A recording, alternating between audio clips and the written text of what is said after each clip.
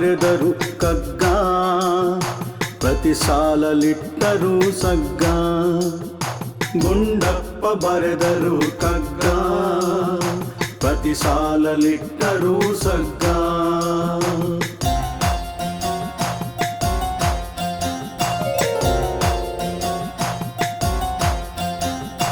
ಕನ್ನಡದ ಕೈಪಿಡಿಯು ಕಗ್ಗ, ಬದುಕಿಗೆ ಪಾಠವಿದು ಕಗ್ಗ.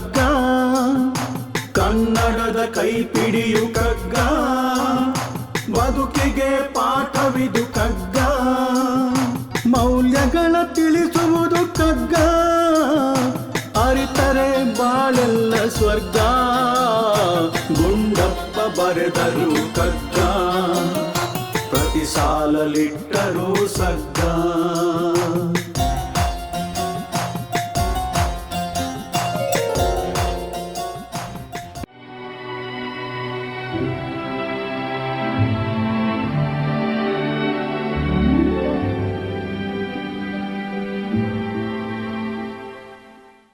ಸಮಾರಂಭ ಎಲ್ಲೇ ಇರಲಿ, ಸೀಮಂತದಿಂದ ಮದುವೆವರೆಗೂ ಯಾವುದೇ ಆಗಿರಲಿ, ನಿಮ್ಮ ಕನಸನ್ನು ನನಸು ಮಾಡಲು ನಾವಿದ್ದೇವೆ.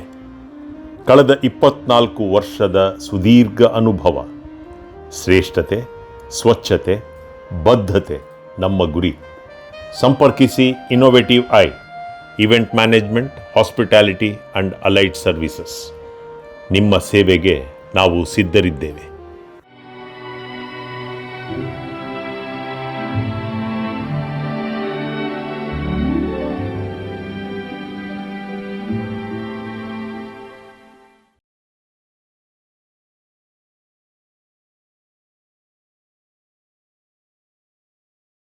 ಘನತತ್ವವೊಂದಕ್ಕೆ ದಿನರಾತ್ರಿ ಮನಸೋತು, ನೆನೆಯದೆ ಇನ್ನೊಂದನೆಲ್ಲವ ನೀಡುತ್ತದರ.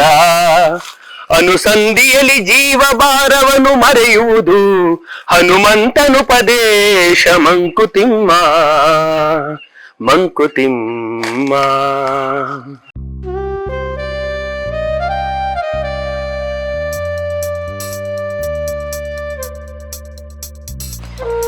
ಹರೀಶು, ಊಟ ಮಾಡ್ದೇನೋ? ಆಯ್ತಮ್ಮ. ಹೇಗೆ ನಡೀತಿದೆ ನಿನ್ನ ಎಕ್ಸಾಮ್ ಪ್ರಿಪ್ರೇಷನ್ನು? ಚೆನ್ನಾಗಿ ನಡೀತಿದೆ ಅಮ್ಮ. ನಮ್ಮ ಫ್ರೆಂಡ್ ಬಾಲ ಇದಾನಲ್ಲ, ಅವನು ಕೆಲವು ಪ್ರಶ್ನೆ ಪತ್ರಿಕೆಗಳನ್ನ ಕೊಟ್ಟಿದ್ದ, ಅದನ್ನೇ ಸಾಲ್ವ್ ಮಾಡ್ತಾ ಇದ್ದೀನಿ. ಏನೋ ಹೇಳ್ತಿದ್ಯಾ? ಆಗ್ಲೇ ಪ್ರಶ್ನೆ ಪತ್ರಿಕೆಗಳು ಹೊರಗಡೆ ಬಂದ್ಬಿಟ್ಟಿದ್ಯಾ? ಈ ವಿಷಯ ಯಾರಿಗಾರು ಗೊತ್ತಾದ್ರೆ? ಅಮ್ಮ, ಇದೆಲ್ಲ ಈಗಿನ ಪ್ರಶ್ನೆ ಪತ್ರಿಕೆಗಳಲ್ಲಮ್ಮ, ಇದು ಹಳೆ ಪ್ರಶ್ನೆ ಪತ್ರಿಕೆಗಳು, 3-4 ವರ್ಷದ್ದು. ಅದನ್ನು ಸಾಲ್ವ್ ಮಾಡ್ತಿದ್ದೀನಿ ಅಷ್ಟೇ. ಇದರ ಆಧಾರದ ಮೇಲೆ ಹೊಸ ಪ್ರಶ್ನೆ ಪತ್ರಿಕೆಗಳನ್ನ ರೆಡಿ ಮಾಡ್ತಾರೆ. ಅಂದ್ರೆ ಇದೇ ಪ್ರಶ್ನೆಗಳೇ ಬರುತ್ತೆ ಅಂತೀಯಾ? ಬರುತ್ತೋ ಇಲ್ಲ ಗೊತ್ತಿಲ್ಲ ಅಮ್ಮ. ಪ್ರಿಪೇರ್ ಆಗೋದ್ರಲ್ಲಂತೂ ನನಗೆ ನಷ್ಟ ಇಲ್ಲ, ಬಟ್ ಎಕ್ಸಾಮಲ್ಲಿ ನನಗಂತೂ ಇದರಿಂದ ಸಹಾಯ ಮಾತ್ರ ಖಂಡಿತ ಆಗುತ್ತೆ. ಓ ಹಾಗಾ? ಸರಿ, ಹಾಗಾದ್ರೆ ನಾನು ನಿನ್ನ ಡಿಸ್ಟರ್ಬ್ ಮಾಡಲ್ಲ. ಇರು, ನಿಂಗೆ ಟೀ ತರ್ತೀನಿ.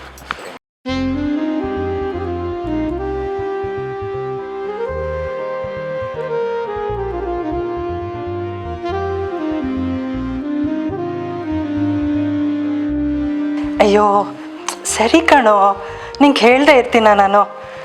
ಆಯಿತು ಸರಿ, ಅವನಿಗೂ ಹೇಳ್ತೀನಿ. ಸರಿ, ವಿಶಾಲು ಇದ್ದಾಳ ಅಲ್ಲೇ? ಸರಿ ಸರಿ ಬಿಡು, ಆಮೇಲೆ ಮಾಡ್ತೀನಿ. ಆಯ್ತಾಯ್ತು.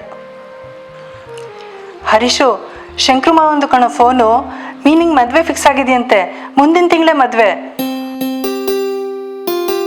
ಪತ್ರಿಕೆ ಕಳಿಸ್ತೀನಿ, ಹರೀಶಂಗೂ ಹೇಳ್ಬಿಡು, 3 ದಿನ ಮುಂಚಿತವಾಗೆ ಬಂದ್ಬಿಡು ಅಂತ ಹೇಳಿದ್ದಾನೆ. ತಪ್ಪಿಸ್ಬೇಡ ಅಂತ ಹೇಳಿದ್ದಾನೆ. ನೀನು ಹೋಗ್ಬಾ, ನನಗೆ ಆಗಲ್ಲ. ಯಾಕೋ? ಪರೀಕ್ಷೆಗೆ ಓದ್ಕೋಬೇಕಮ್ಮ. ಸರಿ ಹೋಯ್ತು, ಪರೀಕ್ಷೆಗಿನ್ನೂ 2-3 ತಿಂಗಳಿದೆ. 2-3 ದಿನ ಮದ್ವೆಗೆ ಬಂದರೆ ಏನೂ ಆಗಲ್ಲ. ಸುಮ್ಮನೆ ಕಣಿ ಹೇಳ್ದೆ ಮದ್ವೆಗೆ ಬಾ. ಇಲ್ಲಮ್ಮ, ನಾನು ಸ್ಟಡಿ ಬಿಟ್ಟು ಎಲ್ಲೂ ಬರಲ್ಲ. ಈ 1 ವರ್ಷ ನಾನು ಡಿಸ್ಟರ್ಬ್ ಮಾಡೋದಕ್ಕೆ ಹೋಗಲೇಬೇಡಿ. ಓ ಹೌದಾ? ನಿಮ್ಮ ಮಾವನ ಮೇಲೆ ನಿನ್ಗಿರೋ ಪ್ರೀತಿ ಇಷ್ಟೇನಾ? ಚಿಕ್ಕವನಿದ್ದಾಗಿಂದನೂ ನಿನ್ನ ಎತ್ತಿ ಆಡಿಸಿ ಬೆಳೆಸಿದನ್ ಕಣೋ ಅವನು. ಅವನು ಬಂದಾಗೆಲ್ಲ ಶಂಕ್ರು ಮಾವ ಅಂತ ಹಿಂದೆನೆ ಸುತ್ತಾ ಇದ್ದೆ. ಅವನ ಮನೆಗೆ ಹೋದಾಗ ವಾಪಸ್ ಬರಕ್ಕೆ ಹಠ ಮಾಡ್ತಿದ್ದೆ.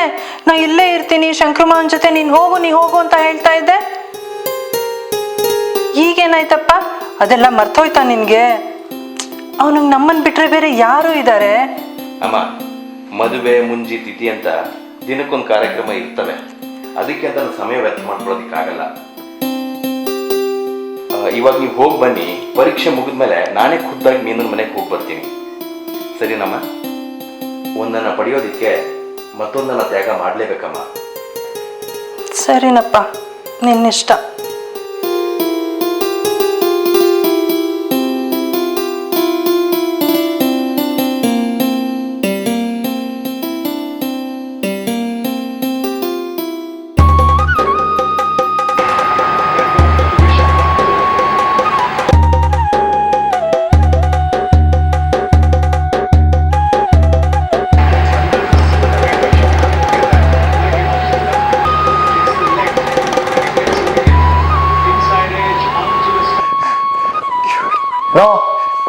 ಏನೇ ಮಾಡ್ತಾ ಇದೆಯಾ? ಎಕ್ಸಾಮ್ಗೆ ಇನ್ನು ಸ್ವಲ್ಪ ದಿವಸ ಇದೆ. ಚೆನ್ನಾಗಿ ಓದಿ ಫಸ್ಟ್ ಕ್ಲಾಸಲ್ಲಿ ಪಾಸ್ ಮಾಡೋದು ಬಿಟ್ಟು ಮ್ಯಾಚ್ ನೋಡ್ತಾ ಕೂತಾನೆ. ಮ್ಯಾಚು ಅಪ್ಪ, ಎಕ್ಸಾಮ್ಗಿನ 2.5 ತಿಂಗಳಿದೆ. ಕ್ರೂಷಿಯಲ್ ಮ್ಯಾಚ್ ಅಪ್ಪ, ತುಂಬಾ ಕ್ರೂಷಿಯಲ್ ಸ್ಟೇಜ್ ಅಲ್ಲಿ ಇದೆ. ಅಪ್ಪ ಅಪ್ಪ ಅಪ್ಪ ಆಗ್ ಮಾಡ್ಬೇಡಪ್ಪ. ಇನ್ 2 ಓವರ್ RCB ವಿನ್ ಆಗುತ್ತಪ್ಪ. ಈ ಸಲ ಕಪ್ ನಮ್ದೇ ಅಪ್ಪ. ಅವ್ರಿಗೆ ಕಪ್ಪು, ನಿಮ್ಗೆ ಚಿಪ್ಪು. ನಾನೇನು ಓದ್ಕೊಳ್ಳಲ್ಲ ಅನ್ನ, ನಾನು ಓದ್ಕೋತೀನಿ. ಇನ್ 2 ಓವರ್ ಮ್ಯಾಚ್ ಮುಗ್ದೋಗತ್ತಪ್ಪ. ನೋಡೋ ಸ್ವಾಮಿ, ಕಳೆದೋದ್ ಗಳಿಗೆ ಕಳೆದೋದ ಆಯಸ್ಸು ಮತ್ತೆ ವಾಪಸ್ ಬರೋದಿಲ್ಲ.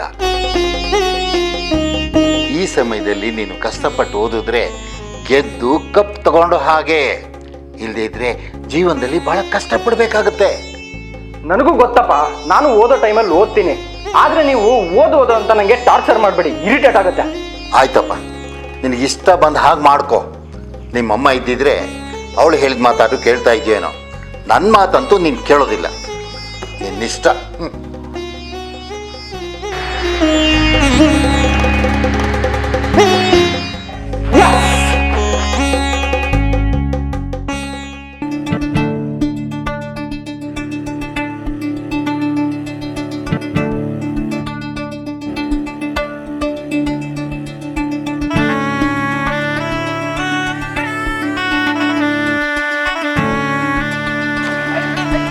ಲೇ, ಎಷ್ಟೋ ಓದ್ತೀಯ ನೀನು. ಎಷ್ಟು ಸಲ ತಿರುಗಿಸಿ ಮುರುಗಿಸಿ ಓದಿದ್ರು ಅವೇ ಪಾಠಗಳು.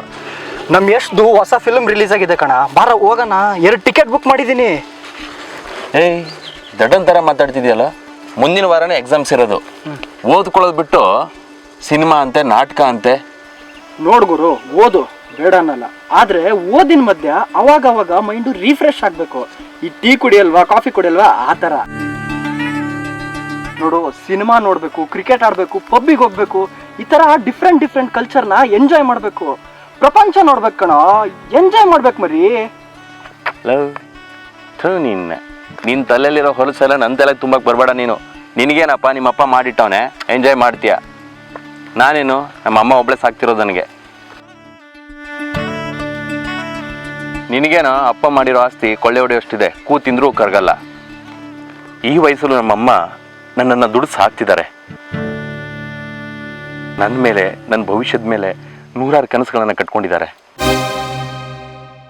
ಮಗ ಓದಿ ವಿದ್ಯಾವಂತನಾಗಿ ಮಗ ನನ್ನ ಚೆನ್ನಾಗಿ ನೋಡ್ಕೋತಾನಂತ ಅವ್ರು ಕನಸು ಕಾಣ್ತಿದ್ದಾರೆ. ಅವ್ರ ನಂಬಿಕೆಗೆ ನಾನು ದ್ರೋಹ ಮಾಡಲ್ಲ ಕಣ. ಒನ್ ಟೈಮ್ ಮಜಾ ಅವನ ಲೈಫ್ ಲಾಂಗ್ ಕೊರಗೋ ಹಾಗೆ ಮಾಡಬಾರ್ದು. ಸರಿ ಕಣಪ್ಪ, ಅದೇನು ಓದ್ ದಬಾಕ್ತೀಯ, ನಾನು ನೋಡ್ತೀನಿ. ಆಯ್ತು, ಹೋಗ.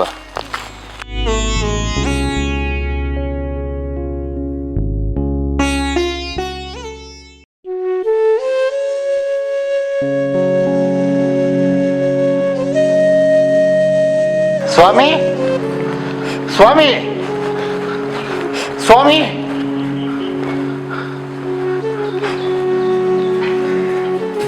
ಸ್ವಾಮಿ.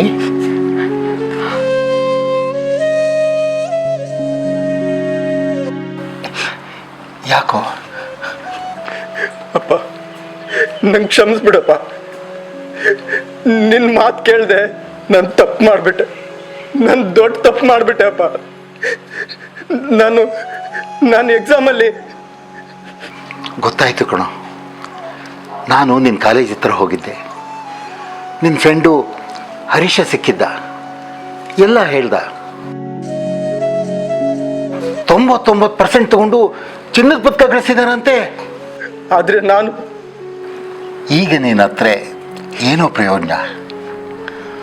ದೊಡ್ಡವರು ಚಿಕ್ಕವ್ರಿಗೆ ಏನಾರ ಹೇಳಿದಾಗ ಯಾಕೆ ಹೇಳ್ತಾರೆ, ಏನು ಹೇಳ್ತಾರೆ, ಅದು ಒಳ್ಳೆ ದುಃಖ ಅಥವಾ ಕೆಟ್ಟ ದುಃಖ ಅಂತ ಯೋಚನೆ ಮಾಡೋ ವಿವೇಚನೆಯನ್ನು ಚಿಕ್ಕವರು ಬೆಳೆಸ್ಕೋಬೇಕು.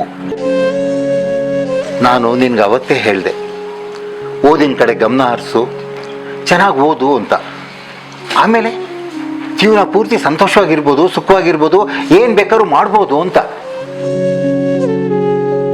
ಆದರೆ ನೀನು ನನ್ನ ಮಾತನ್ನು ಕಿವಿಗೆ ಹಾಕೊಳ್ಳೇ ಇಲ್ಲ. ನನ್ನನ್ನು ಕಾಲ ಕಸಕ್ಕಿಂತ ಕಡೆಯಾಗಿ ನೋಡಿದೆ. ಒಂದು ವಯಸ್ಸಿನ ತನಕ ಮಕ್ಕಳನ್ನ ಬೆಳೆಸೋದು ಹೆತ್ತವ್ರ ಜವಾಬ್ದಾರಿ ಆಗಿರುತ್ತಪ್ಪ. ಮನುಷ್ಯರು ಮಾತ್ರ ಅಲ್ಲ ಕಣೋ, ಪ್ರಾಣಿಗಳು ಸಹ ಒಂದು ಹಂತದವರೆಗೆ, ಅಂದರೆ ತಮ್ಮ ಮರಿಗಳು ಸ್ವತಂತ್ರವಾಗಿ ತಮ್ಮ ಆಹಾರವನ್ನು ತಾವು ಗಳಿಸೋವ್ರಿಗೆ ಅವು ಅವುಗಳ ರಕ್ಷಣೆ ಮಾಡೇ ಮಾಡ್ತವೆ. ಜೀವನದ ಕ್ರಮ ಕಣೋ ಇದು.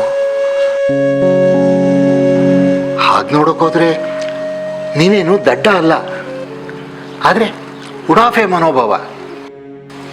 ಅಪ್ಪನ ಮಾತು ಯಾಕೆ ಕೇಳಬೇಕು ಅನ್ನೋ ದಾಸ್ತ್ಯ ನಿನ್ನನ್ನು ಇವತ್ತು ಈ ಪರಿಸ್ಥಿತಿಗೆ ತಂದು ನಿಲ್ಲಿಸಿದೆ.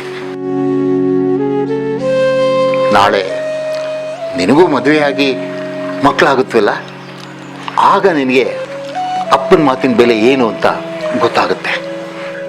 ಆದರೆ ಅಪ್ಪ, ನನಗೆ ನನ್ನ ಪಾಲಿಗೆ ನಾಳೆ ಯಾಕಿಲ್ಲ?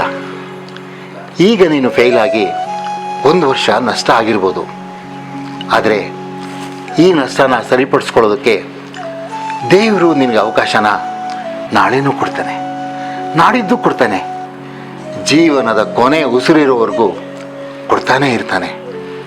ಆದರೆ ಅದನ್ನು ಸದುಪಯೋಗ ಪಡಿಸ್ಕೊಳ್ಳೋ ಮನೋಭಾವ ನಿನ್ನಲ್ಲಿರಬೇಕು ಕಣೋ. ಧೈರ್ಯವಾಗಿ ಎದುರಿಸ್ಬೇಕು. ಗುರಿ ಸಾಧಿಸೋದಕ್ಕೆ ನಮ್ಮ ಪ್ರಾಮಾಣಿಕ ಪ್ರಯತ್ನವನ್ನು ನಾವು ಮಾಡಬೇಕು. DVG ಅವರು ಏನು ಹೇಳಿದ್ದಾರೆ ಗೊತ್ತಾ? ಘನತತ್ವ ಒಂದಕ್ಕೆ ದಿನರಾತ್ರಿ ಮನಸೋತು.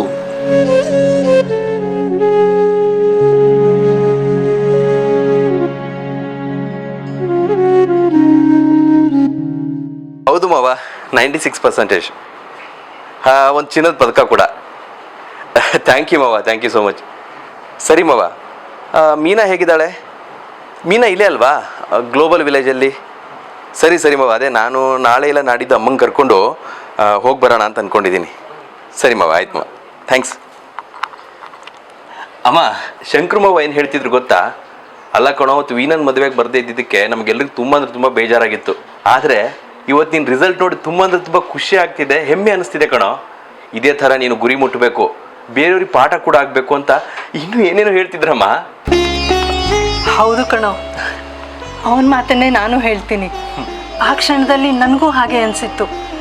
ನಿನ್ನ ಮೇಲೆ ಕೋಪ, ಬೇಜಾರು ಎಲ್ಲ ಇತ್ತು ನನಗವತ್ತು. ಅಂದರೆ ನೀನು ಪಟ್ಟಾಗಿ ಓದಬೇಕು, ಪರೀಕ್ಷೆಗೆ ತೊಂದರೆ ಮಾಡ್ಕೋಬಾರ್ದು ಅಂತ ಸಂಕಲ್ಪ ಮಾಡಿಕೊಂಡು ನಿನ್ನ ಮನ್ಸನ್ನು ಬೇರೆ ಕಡೆ ಹರಿಬಿಡ್ತೀರಾ, ನೀನು ಕೆಟ್ಟವ್ರ ಸಹವಾಸ ಮಾಡ್ತೀರಾ, ಸಾಧಿಸಿ ತೋರಿಸಿದ್ಯಲ್ಲ, ಇದು ಕಣೋ ನನಗೆ ಖುಷಿ ತಂದುಕೊಟ್ಟಿರೋದು. ಈ ಸಮಾಧಾನದ ಮುಂದೆ ಬೇರೆ ಎಲ್ಲ ಗೌಣ ಕಣೋ, ಗೌಣ. ನನಗೆ ತುಂಬ ಹೆಮ್ಮೆ ಅನ್ನಿಸ್ತಿದೆ ಕಣೋ, ತುಂಬ ಹೆಮ್ಮೆ ಅನ್ನಿಸ್ತಾ ಇದೆ. ಇವತ್ತಿನಿಂದ ನೀನು ಕೆಲಸ ಮಾಡಲೇಬಾರ್ದು.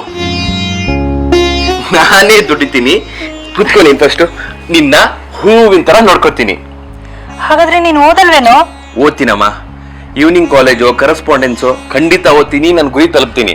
ಬಟ್ ಇವತ್ತಿನಿಂದ ನೀನು ಅರೆಸ್ಟ್, ಹೌಸ್ ಅರೆಸ್ಟ್ ಆಗಿರ್ಬೇಕಷ್ಟೇ.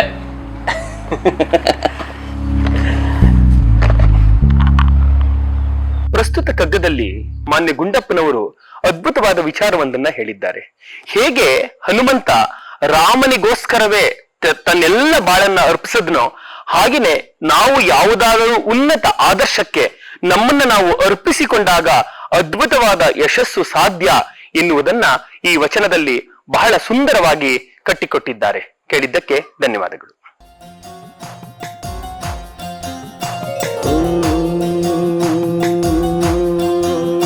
ಗುಂಡಪ್ಪ ಬರೆದರು ಕಗ್ಗ, ಪ್ರತಿ ಸಾಲಲಿಟ್ಟರು ಸಗ್ಗ. ಗುಂಡಪ್ಪ ಬರೆದರು ಕಗ್ಗ, ಪ್ರತಿ ಸಾಲಲಿಟ್ಟರು ಸಗ್ಗ.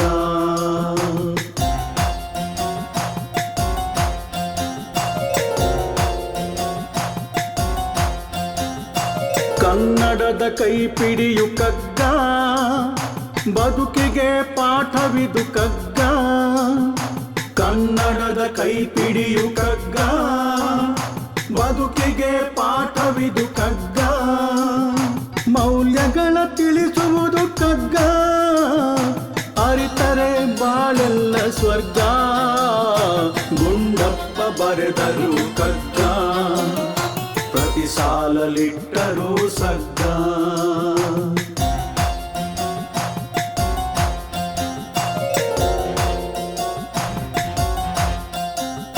108 ಅರ್ಥಗಳ ಕಗ್ಗ, ಮನುಕುಲಕ್ಕೆ ಕನ್ನಡಿಯು ಕಗ್ಗ. 108 ಅರ್ಥಗಳ ಕಗ್ಗ, ಮನುಕುಲಕ್ಕೆ ಕನ್ನಡಿಯು ಕಗ್ಗ. ವೇದಾಂತ ಸಾರವಿದು ಕಗ್ಗ, ಕನ್ನಡದ ಗೀತೆ ಇದು ಕಗ್ಗ. ಗುಂಡಪ್ಪ ಬರೆದರು ಕಗ್ಗ, ಪ್ರತಿ ಸಾಲಲಿಟ್ಟರು ಸಗ್ಗ. ಗುಂಡಪ್ಪ ಬರೆದರು ಕಗ್ಗ, ಪ್ರತಿ ಸಾಲಲಿಟ್ಟರು ಸಗ್ಗ.